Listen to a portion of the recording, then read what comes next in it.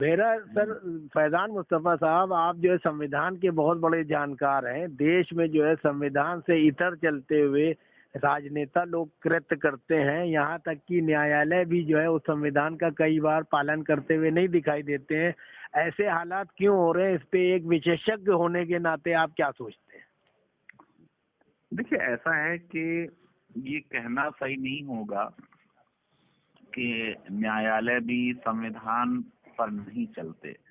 संविधान ने न्यायालय में जो हमारे न्यायाधीश हैं जी उनको कानून की विवेचना करने का हक दिया है। जी सर। उस विवेचना में अक्सर उनका जो जजमेंट होगा या निर्णय होगा उसका हम लोग विश्लेषण करते हैं और हम ये कहते हैं कि ये इनकी अंडरस्टैंडिंग या इंटरप्रिटेशन सही नहीं है। जी सर। लेकिन ये कि उसके बाद आपके पास एक ऑप्शन होता है कि आप एक बड़ी बेंच के सामने चले जाएं और बड़ी बेंच जो है उसको ओवर रूल कर सकती है। जी सर। तो जजेस का जो कानून का इंटरप्रिटेशन है जी सर। उसमें डिफरेंस हो सकता है। जी लेकिन ये कहना कि न्यायालय संविधान को नहीं मानता, इस बात से तो मैं सहमत नहीं हूँ। आप देखिए कि अभी ये जो मामला हुआ हरिद्वार में, जी सर, सुप्रीम कोर्ट ने कुछ भी नहीं किया, सिर्फ नोटिस इशू किया और ये कहा कि 10 दिन में हमें बताइए कि आपने क्या कार्रवाई की है। जी सर। और 24 घंटे के अंदर वसीम रिजवी जो कोई त्यागी अब बन गए हैं, जी सर, और ये यति नरसिंहानंद सरस्वती, जी सर, दोनों की गिरफ्तारी हो गई। जी सर। इसी तरह आप देखेंगे कि जर्नलिस्ट कप्पन जो बहुत महीनों से जेल में थे, जी सर, और उनको जमानत नहीं मिल रही थी, नए मुख्य न्यायाधीश ने आते ही जी सर, उनको जमानत दे दी। जी सर। तो ये देखिए, ऐसा है कि अक्सर हम ये समझते हैं कि जो हमारी संविधान की समझ है जी सर, वो ही सही है। ऐसा सर। नहीं होता है। न्यायालय में जो जजेस हैं उनके सामने पुरानी नजीरें होती हैं, पिछले फैसले होते हैं, और देशों के कानून की जो इंटरप्रिटेशंस रहे हैं वो उनके सामने होते हैं। जी सर। वकीलों की बहस उनके सामने होती है।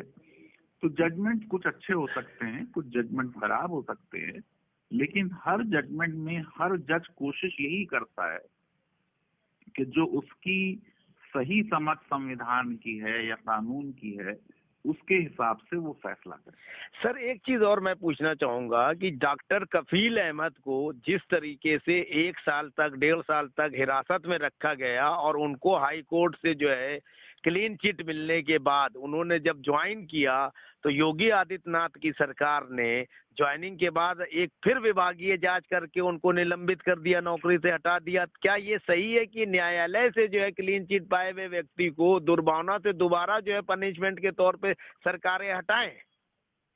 देखिए, ऐसा है कि उनके वो किस ग्राउंड पे हटाया, क्या उसमें इंक्वायरी हुई, क्या रिपोर्ट आई, जब तक वो आपके सामने ना हो आप कोई फाइनल बात उस पे नहीं कह सकते हैं टेलीफोन पर। जी देखिए, ये बात बिल्कुल सही है कि उनके खिलाफ जो पहले कार्रवाई शुरू की गई थी जी, उसमें जो यूपी सरकार की भी रिपोर्ट थी उसमें भी उन्हें दोषी नहीं पाया था। जी सर, और सुप्रीम कोर्ट तक उनका मामला गया। सुप्रीम कोर्ट ने कहा कि इलाहाबाद हाई कोर्ट इसे सुने, जी सर, और इलाहाबाद हाई कोर्ट ने उनको जो अलीगढ़ में उन्होंने स्पीच दी थी जी सर, उस मामले से भी बरी किया। जी सर, अब बाद में सरकार ने जो कुछ किया, जब तक उसको मैं पढ़ ना लूं तब तक मेरे लिए कोई उस पर ओपिनियन देना जो है वो मुनासिब नहीं है। लेकिन ये कि आम तौर से मैं कह सकता हूं कि अगर एक बार न्यायालय ने किसी को दोषी नहीं पाया तो सरकार को कोशिश कर कर जबरदस्ती उसे दोषी घोषित कर कर उस पर कार्रवाई नहीं करनी चाहिए, क्योंकि उस कार्रवाई को भी चुनौती दी जाएगी और न्यायालय फिर उसको रेस्टोर कर देगा। जी सर। तो अननेसेसरी सरकार के बारे में ये राय बने कि सरकार बदले की भावना से कार्रवाई कर रही है, जी, सरकार को केस लड़ना पड़े और वकीलों की फीस देनी पड़े और सरकार का इतना टाइम जो जनता के अच्छे कार्यों के लिए लगना चाहिए लगे, जी ये देश के प्रशासन के लिए और शासन के लिए एक अच्छा साइन नहीं है। सर, आईपीएस अधिकारी अमिताभ ठाकुर को जिस तरीके से उनके घर से जबरन पुलिस ने उठा के जो है बंद किया योगी आदित्यनाथ के इशारे पे, क्या वो संवैधानिकता के हिसाब से और लोकतांत्रिक व्यवस्था के लिए सही है? मैंने नहीं पढ़ा क्या मामला है इनका।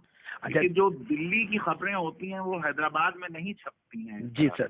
सर अब चलिए मैं दिल्ली की खबर, एक दूसरी खबर ले लेते जो हैं। ऐसी खबर हो जिसको हैदराबाद में छपा हो, जी मैंने सर। उसे पढ़ा हो, मैं उस पे आपको ज्यादा अच्छी राय दे जी सकता सर, मैं दूसरा सवाल कर रहा हूँ कि ये आपके information broadcasting minister Anurag Thakur और साहेब सिंह वर्मा के बेटे परवेज साहेब सिंह वर्मा और ये कपिल मिश्रा दिल्ली में जो है घूम घूम के कहते हैं देश के गद्दारों को गोली मारो सालों को, इस तरह के नारे देते हैं। उनके खिलाफ कोई सो मोटो नहीं लिया जाता, ना पुलिस एफआईआर करती है, और उसी तरह के मामले में अगर कोई मुस्लिम या अन्य जाति का आदमी बोलता है तो उसको सीधे देशद्रोही के मामले में जेल भेज दिया जाता है। इसको आप किस नजरिए से देखते हैं? देखिए, ये जो दिल्ली के चुनावों के दौरान बातें कही गई वो यकीनन देश के कानून के विरुद्ध हैं और वो बिल्कुल हेट स्पीच हैं और उसमें दिल्ली की अदालतों को जिस तरीके से कार्य करना चाहिए था जी सर। वो नहीं हुआ, जिससे देश की न्याय व्यवस्था पर और रूल ऑफ लॉ पर गैर जरूरी तौर पर प्रश्न चिन्ह लग गए। जी सर। इसलिए क्योंकि उसमें सबसे ज्यादा काम करने का था, क्योंकि वो इलेक्शन रैली थी। जी सर। इलेक्शन कमीशन का। जी सर। तो इलेक्शन कमीशन को कार्रवाई करनी चाहिए जी सर। और जो देश का क्रिमिनल जस्टिस सिस्टम है जी उस क्रिमिनल जस्टिस सिस्टम को, क्योंकि देश के गद्दारों को भी जी सर। गोली मारने का कानून देश में नहीं है। देश में कानून है कि देश के गद्दारों को पकड़ो, जी सर। उनको पुलिस को दो, उन पे राजद्रोह का मुकदमा चलाओ, जी सर। अदालत उनको सजा देगी। सर इसी में योगी आदित्यनाथ मुख्यमंत्री उत्तर प्रदेश कहते हैं ठोक दो, मैं ठोकों की राजनीति करूंगा, जो गुंडे हैं उनको खुलेआम ठोक दो। बहुत ज्यादा इनकाउंटर भी हुए, क्या एक चुने हुए मुख्यमंत्री को ऐसा कार्य करना चाहिए लोकतांत्रिक देश में? ये तो बिल्कुल देश के संविधान के विरुद्ध है, इसलिए क्योंकि रूल ऑफ लॉ है यहाँ पर। जी सर। रूल बाय लॉ नहीं है जी। रूल ऑफ बुलेट नहीं है। जी सर। तो किसी का भी इनकाउंटर करना, और फेक इनकाउंटर्स के कितने मामले सुप्रीम कोर्ट तक पहुंचे हैं, सुप्रीम कोर्ट ने उसमें बहुत सख्त टिप्पणियां की हैं। जी सर। तो ठोक दो वाली बात जो है, जी सर, वो पब्लिक को दिखाने के लिए कि हमारी सत्ता और सरकार कितनी अपराध विरोधी है, जी सर, वो है। लेकिन ये कि ये देश के जो लीगल सिस्टम है और जो संविधान है उसके विरुद्ध है, क्योंकि किसी को भी कानून अपने हाथ में लेने का अधिकार नहीं है। जी सर। आपको जो भी अपराधी है उस अपराधी को आपको अरेस्ट करना है और फिर कानून की प्रक्रिया के हिसाब से जो भी सजा होनी है वो होगी।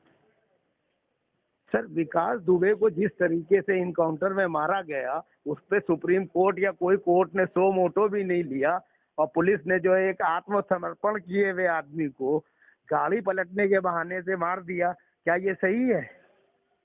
देखिए, आप मुझसे जो सवाल पूछ रहे हैं वो बिल्कुल गलत सवाल आप पूछ रहे हैं। अच्छा, ये इंटरव्यू का तरीका नहीं है कि क्या ये सही है, क्या वो सही है, ये नहीं होता है तरीका। आपको मुझसे लॉ पूछना है, मैं कोई पॉलिटिशियन नहीं हूँ सर। तो अच्छा, सर लॉ से रिलेटेड पूछ लेते हैं। आई एम सॉरी, मैं आपको इंटरव्यू ऐसे नहीं दे सकता हूँ सर। सॉरी, आप ये नहीं लूंगा ये पोर्शन। पार्टी के ना फेवर में बोलता हूँ ना अगेंस्ट में बोलता सर, हूँ। मैंने विकास दुबे पे पूरा वीडियो बनाया है, आप देख। सर मैं देख लूंगा, मैं आप सॉरी भाई, कि ऐसा है कि मैं आपके हर सवाल का जवाब देता रहा हूँ। जी सर। नहीं तो ये नहीं लोडेड क्वेश्चंस मुझससे पूछ रहे हैं, मैं कोई पॉलिटिशियन थोड़ी हूँ। सर मैं प्रोफेसर की हैसियत से और जानकार की हैसियत से दूसरा सवाल। यस और नो नहीं होता है। सर मेरे सामने विकास दुबे के केस में जब ये एक्सीडेंट हुआ या उसमें इनकाउंटर हुआ, वो नहीं, मैंने आपसे कह दिया कि इनकाउंटर लॉ में अलाउड नहीं है। उसी सवाल में जवाब आ गया। हाँ सर, थैंक यू सर।